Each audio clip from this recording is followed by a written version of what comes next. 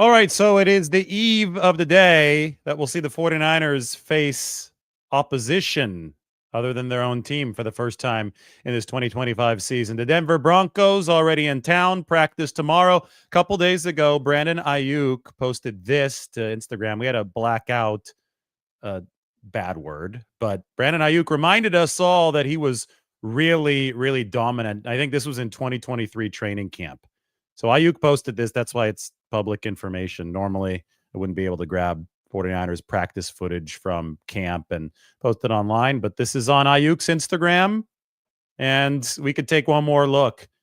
It's worth remembering what this guy did ahead of that 2023 season. Every single day in camp, I felt that there was an Aiyuk catch and run touchdown. I know that wasn't actually the case, but it felt that way. And then he was just dominating in the red zone as well. You know, the reason I bring it up is because the Brandon Aiyuk stock has been rising this training camp. It was at an all-time low over the course of this offseason. I think when, there was that talk, oh, well, the 49ers part ways with Brandon Aiyuk. Will they trade him? There was a trigger in his contract that triggered some guarantees, a lot of them actually.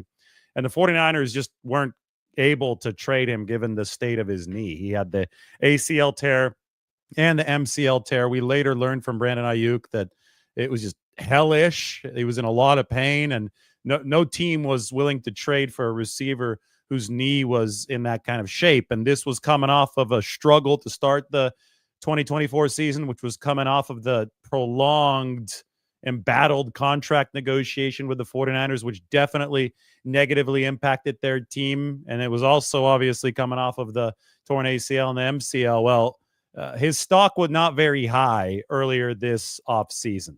And although the 49ers probably still remain unthrilled about how everything went down in 2024, I think it is apparent that the stock is now rising for Brandon Aiyuk. He's become an involved participant at 49ers practice without actually practicing. He can't, as he's coming back from the ACL and the MCL, but he's there with the receivers every single day. He's there trying to help communicate the coaching staff's message to some of the younger guys. He's there sharing words with Ricky Pearsall about strategy, about technique. He's there during the special teams period early on, joking around with some of his with some of his teammates, such as Ricky Pearsall in that receiving room. Brandon Aiyuk is very much a part of things out on the practice field. And at this time last year, it didn't seem that he was a part of things on the practice field. He obviously wasn't practicing. The hold-in was going on, but he would always just be standing over there off on the side, and you'd just shrug your shoulders. And I think Kyle Shanahan was annoyed. And when people talked about bad vibes in 2024, that was a central part of them. But now things feel different with Brandon Aiyuk. I don't know exactly how he's going to look when he returns. He posted what he did on social media to remind us of how dominant he was before this injury and before the contract situation. He's still relatively young, right? He's still in his mid-20s. He's still at an age where the ACL and the MCL tear is something that he can come back full speed from. And if he's motivated with a good attitude, and he's showing that right now around the 49ers team, they stand to gain a very, very valuable reinforcement at some point midstream in this 2025 regular season. Kyle Shanahan was asked about how valuable it is for Brandon Aiyuk to be as involved as possible as we've seen at practice. This is what Shanahan said about the matter the other day. It's very valuable. I mean, it's so hard on these guys when they're hurt because meetings aren't the most fun. And when you go out there and watch football, all you do is think about how bad it sucks that you're not playing. So that stuff wears on those guys. And they focus on the rehab and so much to get back. But then when you get back, you're a little bit rusty. You don't hearing things every day. And it's so good to have BA in the meetings, out on the field, doing all that stuff. So when he is ready to go back, he can leave right where he left off. So that's Kyle Shanahan talking about Brandon Aiyuk being very involved in meetings. There's actually some footage that we have from the practice field itself. If you want to see what the physical status of Brandon Aiyuk is right now, you could just look at this clip. He's running. I mean, this is just him early on in practice. He's not participating in practice. He's jogging from side to side. Not a full speed sprint. We haven't seen him doing any cuts yet, but from where this was not just a clean ACL tear. This was an ACL and an MCL, and those complications are very significant when it comes to a return to play timetable. As it stands right now, Aiyuk is on PUP, physically unable to perform. He's not going to come off of PUP over the course of the next month, which means that he'll be transferred to the regular season PUP list once the cut down happens. He'll stop counting against the active roster, and he'll have to be out for at least 4 games. So all of that is going to happen for sure. There's no chance of anything happening earlier as far as a return goes. So the soonest that you're looking at Brandon Aiyuk returning to play for the 49ers, the very soonest is week 5, although that is erring on the side of, I don't want to say insane optimism, but notable optimism. I would probably think something around mid-season is a little bit more likely, but he's an elite athlete and he was an elite player. Let's not forget that. Brandon Aiyuk won't let us forget that. I mean, what we saw on the tape that he posted from practice was something else. So and this was happening so often at those practices in 2023. And the 49ers didn't have a bad defense. They didn't have a bad secondary that year. And Aiyuk was cooking them every single day of practice. 2022 was the year where Fred Warner and Aiyuk got into the fist fight on the practice field, where Fred Warner was trying to, light a fire under Brandon Aiyuk, and he was bugging him all the time. And then Aiyuk finally said, fine, I'm going to square up with you after one of the plays. That was our very first instant reaction coming off the field, by the way, that fight between Aiyuk and Warner. And then Warner, he was kind of like prodding Brandon Aiyuk publicly through his press conferences. And finally the fight happened. And it was one of the biggest fights that we've seen at 49ers training camp. And it did light a fire under Brandon Aiyuk. We can safely say that Fred Warner is going to be in the Hall of Fame one day. Hall of Famers, they get there not just because of what they do themselves on the field, but they also get there because of how they positively influence their teammates. And it's funny to say that Fred Warner positively influenced Brandon Aiyuk when I still clearly remember Aiyuk squaring up, ready to fight him on the practice field. But, I mean, that was one of the pieces of fire that Brandon Aiyuk needed to do what he did in 2023. And he was really, really damn good. And I was, like everybody, I was really critical of Brandon Aiyuk in 2024. But books turn the page to new chapters, and the rest of Brandon Ayuk's career is still unwritten. So that's the latest on him. 49ers are happy with his involvement out on the practice field. We're moving to the sandwich of the day. Deli Board came through today. Adam at Deli Board will say hi to him. It might be the best sandwich in the world. It is the 49er, the aptly named 49er from Deli Board. The pastrami on there. He's got a proprietary way of cooking it. He was telling me about it today. Can't share it. But you have a lot of protein on there. And I add avocado because I'm a true Californian at heart. There is something about a sandwich that is perfectly self-contained. It's so satisfying when you eat it. Then they also have this board sauce that they put on it. San Francisco, we're dropping the big sandwich piece soon, the best sandwiches in the world. And spoiler alert, Deli Board is going to be on it. It's the 49er. It's the very first sandwich on the menu. And I just thought it was fitting. It was the sandwich of the day because the 49ers play their first opponent this weekend, the Broncos, and they practice against the Denver Broncos tomorrow at Levi's, or at the practice field, which is adjacent to Levi's. 10:25 a.m., same time, same drill. We're going to have the instant reaction right after. So make sure that you hit not only the subscribe button right now, as we are roaring. This is the fastest that we've ever grown at this time of the year. We are roaring toward 100,000 subscribers. We passed 90,000 on the show last night. But also on top of the subscribe button, make sure that you hit the little notification bell, because the instant reaction with practice highlights that comes out a little bit after practice wraps up is going to be epic tomorrow. We want to set viewership records with the instant reaction tomorrow. And we can only do that if you're looking for it or if you're reminded of it. So do hit that notification bell. All right, some 49ers news today. I want to talk about Alfred Collins because He's going to have a chance to play his first NFL opposition here in the coming days. And he's been making some progress for the 49ers day in, day out. I did a show about Alfred Collins about, a week ago at this point, talking about, hey, it's going to take a little bit of time. Yes, he doesn't look as physically commanding of the proceedings as some of his rookie counterparts, such as CJ West on the inside, maybe not even as physically commanding as Sebastian Valdez, the undrafted free agent who they're calling the Hulk.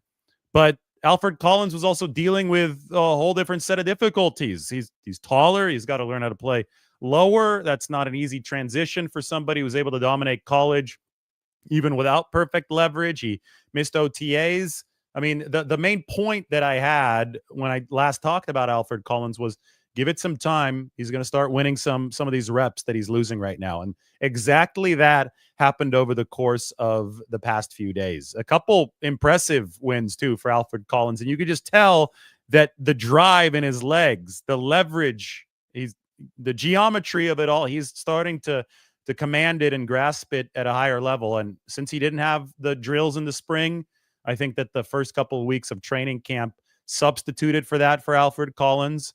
And now pads have been on for a little bit more than a week. He's going to have a chance to start tackling people, and he's going to have a chance to play in an actual game situation where maybe he can showcase his sneaky strength. He had 7 pass breakups last year. He got his arm up and knocked the ball away 7 times. Now, yeah, he's got the long 7-foot wingspan, so we know that that's a good tool toward breaking the ball up. But the coolest part of that stat is that his teammate, Jahdae Barron, who won the Jim Thorpe Award, that goes to the best DB in all of college football. He had 8 pass breakups, which is a lot for a DB. The fact that a defensive tackle had 7, only 1 behind his Texas teammate, Thorpe Award winner, Jahdae Barron, that's something else. The reason I bring that up again right now is because Jahdae Barron's on the Broncos. He's been at it, Jahdae, a first-round pick to the best defense in football last year. That's what Brock Purdy and company have to deal with tomorrow. Okay, so the 49ers at the defensive tackle position, they've got a little bit of a drain going on there. Why? Well, because a lot of guys are hurt. So they worked out 4 defensive tackles today, and it wouldn't surprise me if they signed 1 ahead of the joint practice tomorrow. Shaquille Brown, one of them, Michael Dwumfor, another one of them, Siaki Ika, another one of them, and Feldarius Payne is the 4th defensive tackle whom the 49ers worked out. Siaki Ika is 335 pounds, so that's a one technique. That's a big body, stout fire hydrant. He's not as tall as Alfred Collins. He carries that 335 in a much shorter frame. Shaquille Brown and Michael Dwumfor have both spent time with the 49ers in recent years. Shaquille Brown actually made the team off of a tryout last year and then spent the first month or 2 of the season on the practice squad. Michael Dwumfor finished the 2022 season with the 49ers when they had some definite shortages at defensive tackle. He finished the season on the practice squad for San Francisco. So a couple familiar faces in the building for the 49ers today for a workout. We'll see which one of those guys they end up signing. Feldarius Payne is an undersized defensive tackle, maybe a bit more of an end, but he is listed now as a defensive tackle. They're probably going to want him to play at that position. He's listed as only 275 online. He went undrafted in 2024. The other guys are much, much larger, though, than Feldarius Payne, who played for the Texans and the Colts, never on their active 53-man roster. I'm going to get the 49ers depth chart up for you right here. This is my depth chart, not the one coming from the 49ers, because I think I'm biased. I think mine's better. The one coming from the 49ers is not going to be projecting a roster. That's why I prefer to take a look at mine. Oops, we have to look at the sandwich of the day one more time. Why? Because I accidentally clicked on it. It wasn't intentional, but there it is. You can enjoy your look at Deli Board. Go say hi to Adam. Tell him that David Lombardi said hello as well. That was my glorious lunch today. This is what we're looking for. These are the droids that we're looking for. This is the 49ers depth chart. So at defensive tackle, We want to talk about Alfred Collins. We want to talk about CJ West and the opportunities ahead of them. First, let's discuss the veterans who are hurt. Kevin Givens and Evan Anderson are both out right now. Givens for a longer period of time. He's got a pectoral injury. That's not good. That's a big blow to the 49ers. They're really hoping that he would start for San Francisco. That's obviously not going to happen to begin the season. Evan Anderson, that's a groin injury. That's maybe more week to week or day to day. I mean, he's not going to practice tomorrow in almost all certainty. And that's also a loss because Evan gave the 49ers some pass rushing juice last year. So your most experienced defensive tackle is Jordan Elliott, who is basically a run stopper and a run stopper only. He doesn't have much of a pass rush. He's a solid run stopper, but Elliott is going to have to be a ringleader for the 49ers in their base packages against the Broncos in the coming days. Kalia Davis, I think, has matured into somebody who looks like he knows what he's doing at that defensive tackle position. Remember that when they drafted him, he was coming off the torn ACL and a position change from linebacker at the University of Central Florida. So Kalia is, somebody who has a lot of intriguing physical ability just because he has come from a linebacker's background where he had to fly to the football as a linebacker, but he's playing at defensive tackle and he's going to be working against offensive guards and centers who shouldn't be nearly athletic enough to block him. Another day, he was able to register a sack of Brock Purdy in practice that I thought was very emblematic of his quickness off the line of scrimmage. This is Kalia's big opportunity for the 49ers with some of these veteran defensive tackles out and with some of the rookies not yet fully seasoned. The next couple of weeks are going to be huge. Next to him is Sebastian Valdez, the guy that they're calling the Hulk, the undrafted free agent out of Washington. I mean, really, really strong frame. And he's now been joined by Bruce Hector, who played for the Jets under Robert Saleh, was a depth piece for them.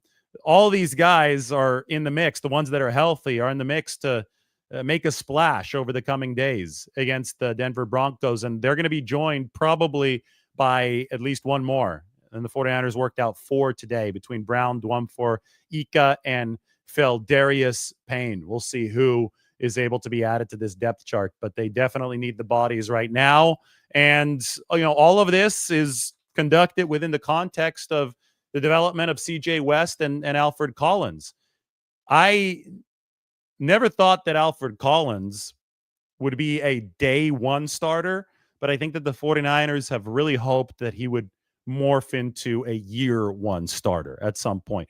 Find your way up that pecking order as you get the experience on a game in, game out basis so you can start at some point in 2025. I think in an ideal world, the 49ers starting defensive line by the end of this season in a 4-man front base package would look like this. Health permitting, development permitting. They'd love Bosa and Williams on the outside. They love CJ West at the 1 technique, which is where your fire hydrant goes. And they would love Alfred Collins at the 3 technique, which is where your longer defensive tackle goes. That's what the 49ers would love. Now, if everyone were healthy now, and I know that's not the case, this is not what it would look like. It would look like Kevin Givens at one of the spots on the inside. And, maybe CJ West has earned it. Maybe he hasn't yet. But I think somebody like Jordan Elliott or Evan Anderson at another one of the spots inside. But the roster movement this year should be intense. The 49ers hope that it's intense. They're putting a lot of stock into this rookie class. 5 picks to start the draft went to the defense.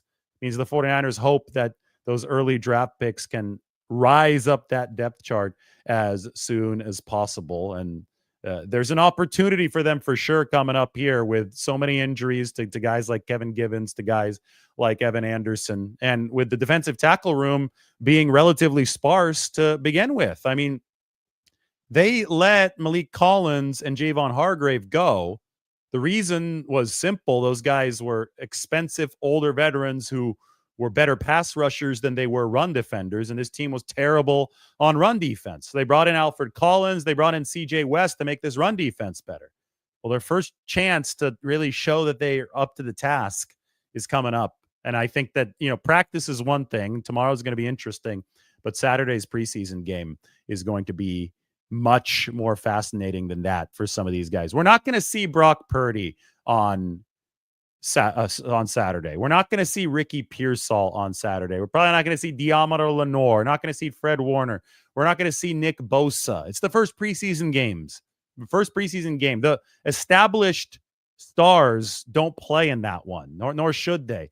But we're going to see the rookies. They need as many reps as possible to get up to speed because this is an aggressive retooling process that the 49ers have undergone this offseason. So it's going to be all about those guys on Saturday night. The practice tomorrow, it's going to be a lot about the veterans, but the 49ers just naturally, because they're replacing 40% of their defense, the rookies have to contribute even while the veterans are handling as much of the load as possible. But the focus is going to be on the young guys for sure come Saturday. Tomorrow is about everybody. Saturday is about the young guys. And then next week, I think that you'll see Purdy and company play a little bit.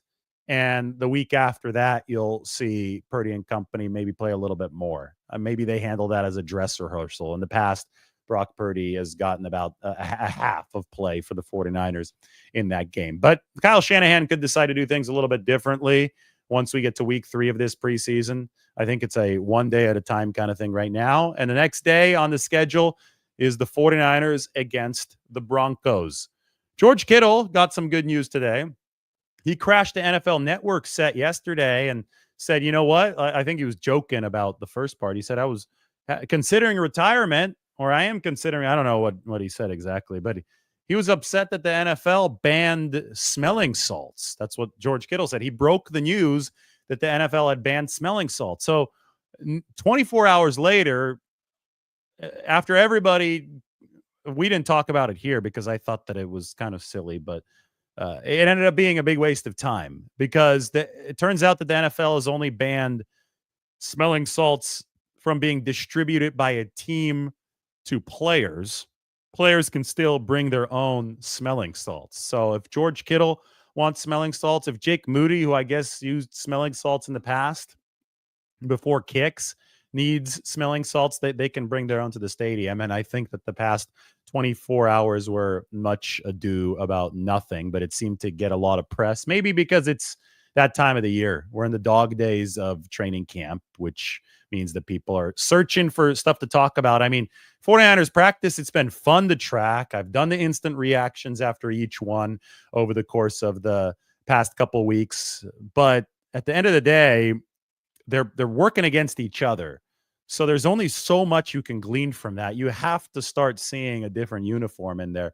Thank God the Denver Broncos are showing up to practice tomorrow. Last time the 49ers hosted a team at the facility for a joint practice, it was also the Broncos, and it was way back in 2017. I believe that Vance Joseph was the head coach of the Broncos in 2017. Now he's back as their defensive coordinator. I've always thought that was funny. Like, it's happened in a couple instances, but this is just the nature of the coaching profession. But imagine being the head coach somewhere like Vance Joseph was with the Broncos in 2017 and 2018, then getting fired, and then coming back and working for that same organization, but as an assistant coach. He's now their defensive coordinator. He returned in 2023 as Denver's defensive coordinator. So you're in the same building where you used to be the boss, but now you're in a different office. You're not the boss anymore, a few years apart. I get it that the staff and everybody's different, but the ownership, not different, right? So interesting to say the least, because I just remember Vance Joseph in 2017 being the head coach of the Broncos when they came to Levi's Stadium, the 49ers facility in Santa Clara, to practice. That was also my first year covering the 49ers. I am now in season 9 of covering the 49ers. Crazy. 9 seasons. We didn't start the YouTube channel 9 seasons ago, but we are over 90,000 subscribers. Anyway, so Vance Joseph's setup at the Denver facility is probably a little bit different than when he was head coach.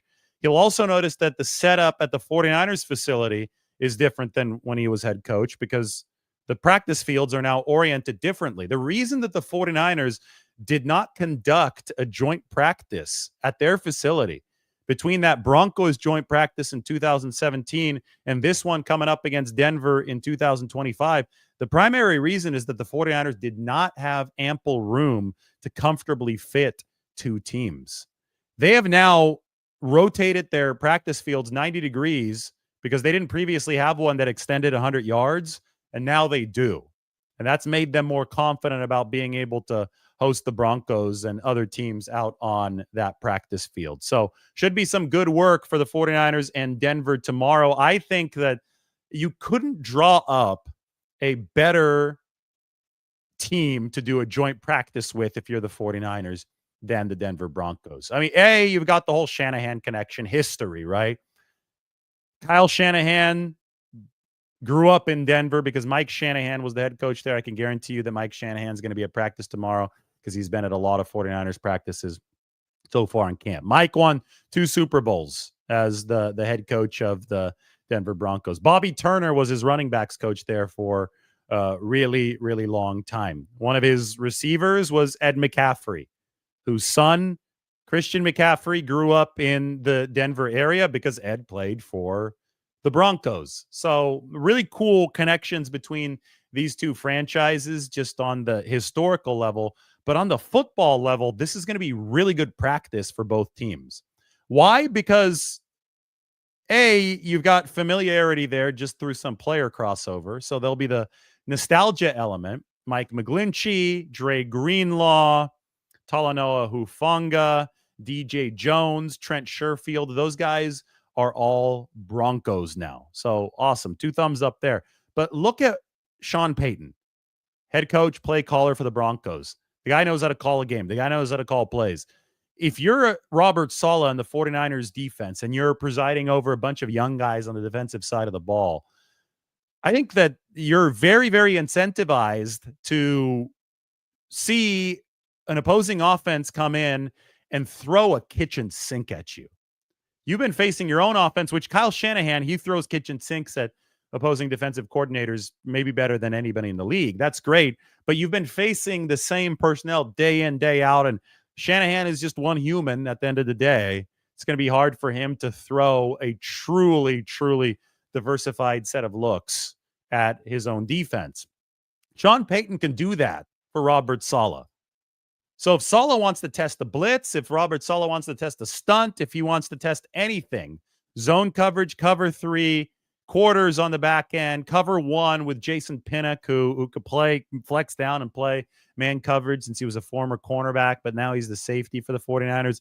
If Saleh wants to test anything, it's going to be great testing grounds for it against Sean Payton and the Denver Broncos over the course of the next day. And then, on Saturday, it's going to be preseason games. It's going to be a little bit different. But the best part about a joint practice is that the film is not going to be distributed widely around the league. So you can actually run some tricky stuff at these joint practices. You can actually play some of your cards to see how they might work without being worried that, okay, the whole league is going to see that and they'll be ready for it, which is the case during the preseason games, which are televised.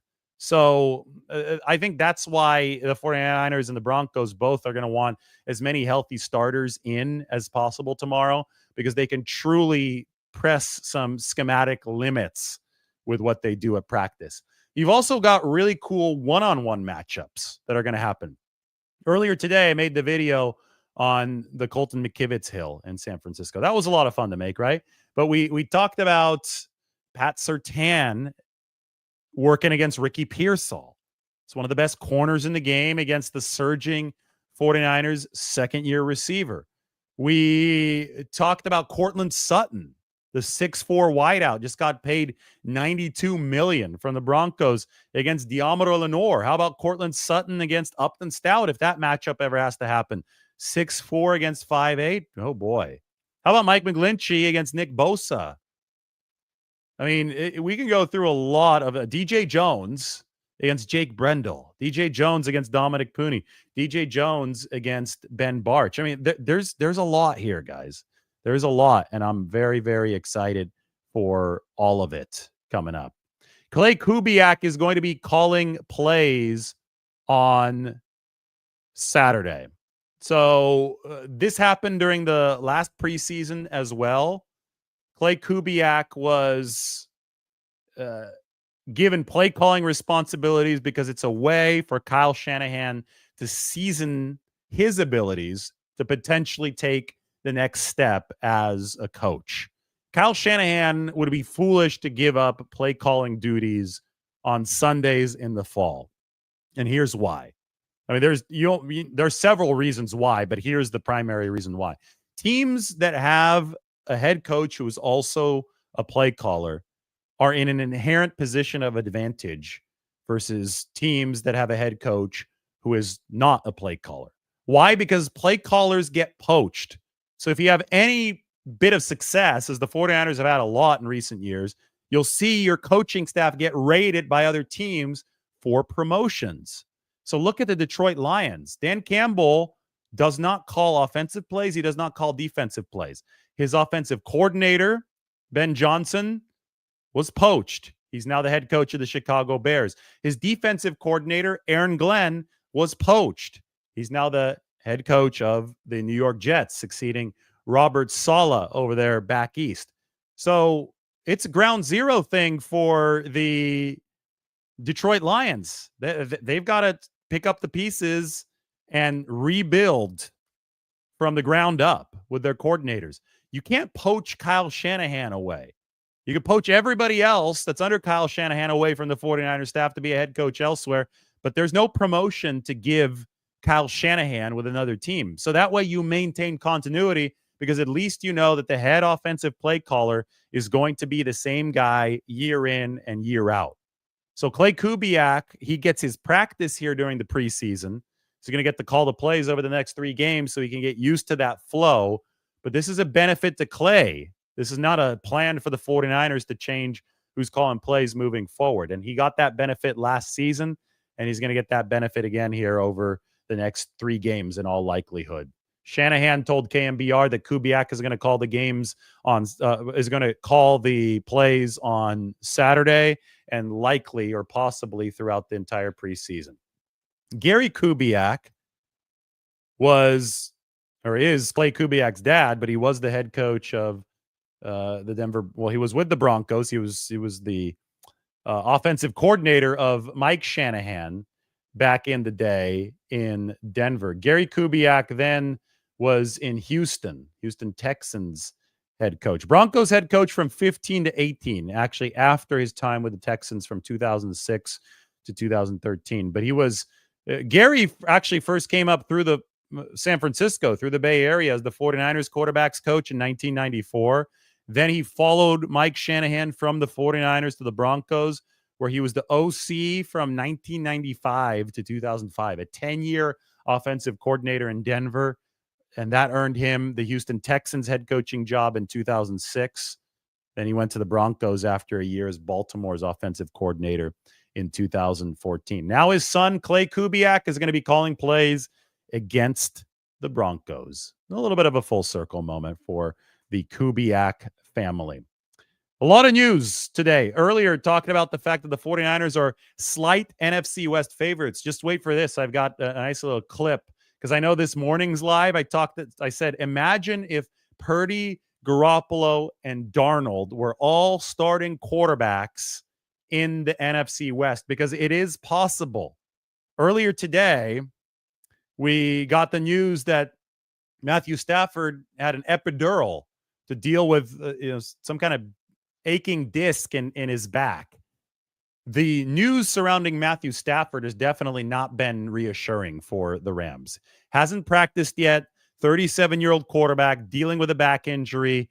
I think it's hold your breath time for the Rams in that regard.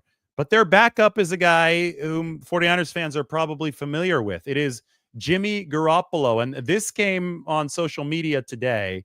This is Jimmy Garoppolo practicing against the Dallas Cowboys. The Rams and the Cowboys had a joint practice in Oxnard today. And look at this no-look pass from Jimmy Garoppolo for the touchdown. Apparently, he's been taking some notes from Matthew Stafford. Let's watch this one more time. I'm going to pause it right here. Right at the time of the throw, look, he's looking to the right. This looks like something Stafford has been doing in recent years. But no, that's Jimmy Garoppolo with that old quick release touchdown pass for the Rams against the Cowboys. We'll see where Matthew Stafford ends up as far as an injury report goes, as far as availability goes for week 1 of this 2025 season. But as of now, the back is still bothering him. Backs are tricky. Jimmy Garoppolo is the backup quarterback for the Rams, and it might be him taking the reins early in this season. I would definitely not rule it out. Darnold is already up in Seattle. Kyler Murray is in Arizona. So 3 of the 4 starting QBs in the NFC West are tied to the 49ers building. If we want chaos, if we want mayhem in this 2025 season, that would sure be a fitting way to start it. So we will see. Jimmy Garoppolo on the Rams, taking those first team snaps, throwing no-look passes against the Dallas Cowboys. I think that's something that 49ers fans can probably all get behind at this point in time. All right, let's answer some of your questions here. I think we might be at 91,000 by this point. I'm looking for my cell phone. I have no idea where it is, but I can hop into the comment section and answer some of your questions. Does 12-5 win the division? I think so. Be shocked if 12-5 didn't win the NFC West. I don't think there's a super team in the NFC West this year. And for 12-5 to not be good enough to win a division, there has to be a super team in that division. Somebody's going 13-4, 14-3. I don't see that out of anybody in this division. I think that there are questions for every single one of the participants in the West. So 12-5, I think, would win the division. I think that the 49ers have a shot to go that just because they have the easiest schedule. But we've got to see how good the 49ers defense is first. And I guess special teams. I mean, Brant Boyer is a good coordinator, but the 49ers special teams under Kyle Shanahan have not earned the benefit of the doubt in my book. So we'll see what they can do. Do I think that Kyle Shanahan is getting fired if he doesn't win a Super Bowl this season? No, I don't think that Kyle Shanahan is getting fired if he doesn't win a Super Bowl. That, I mean, you can get fired in the NFL a lot more quickly than people realize, but it's not just about whether or not you win a Super Bowl. It's about the trajectory of the team and longer term trends. So anybody, and it's never black and white. You can never say, oh, if this doesn't happen, this will happen in terms of somebody's employment. You've actually got to see the gray area of what transpires over the course of the season. What positions on offense and defense am I looking forward to in the preseason opener? All the ones that I was talking about. I mean, defensive line with all the young guys, linebacker with Nick Martin, the defensive backfield with Upton Stout. That's all going to be really fun to watch. And I know they've got some offensive players like Jordan Watkins that I really want to see too, but Purdy's not going to be the quarterback in the preseason opener. So I don't care as much about that, just because you want to see how everybody integrates with your QB1, right? And that's probably not going to be possible until week 2 of the preseason. So I'll probably be keeping a closer eye on the defensive side of the ball. More questions are all welcome.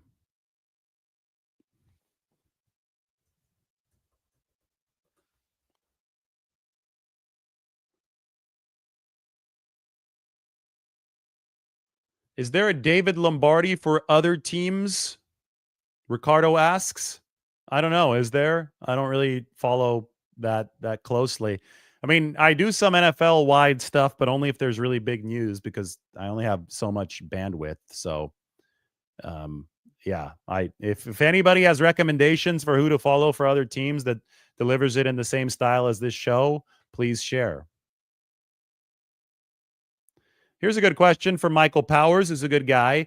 Do you think the 49ers will bring in some former players to training camp to help coach like some other teams have done? Joe Staley and Richard Sherman would be great temporary coaches. Well, the thing is, coaching's really hard. It's really hard. And somebody like Richard Sherman, he could sit back and make way more money with less stress on TV because he's such a magnetic personality on camera. I think even Joe Staley, he's got a young family that he's tending to. So there's a lot of time commitment there. But, somebody like Patrick Willis has been around practice. I think just the presence of greats like that can really help a football team. And I think the 49ers are always interested in having those guys around the building because they set really good examples.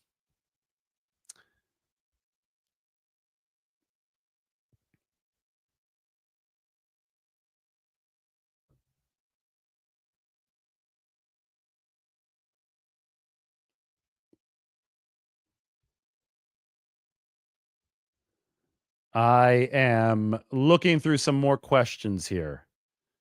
Mike, I got your text. I'm not going to even address that. That is quite possibly the dumbest thing that I've ever read. Mike is sending me some stupid narrative from the internet.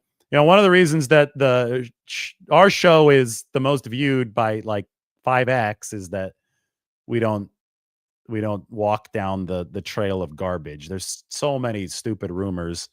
What you hear here is actually like legitimate possibility or actual tangible football discussion.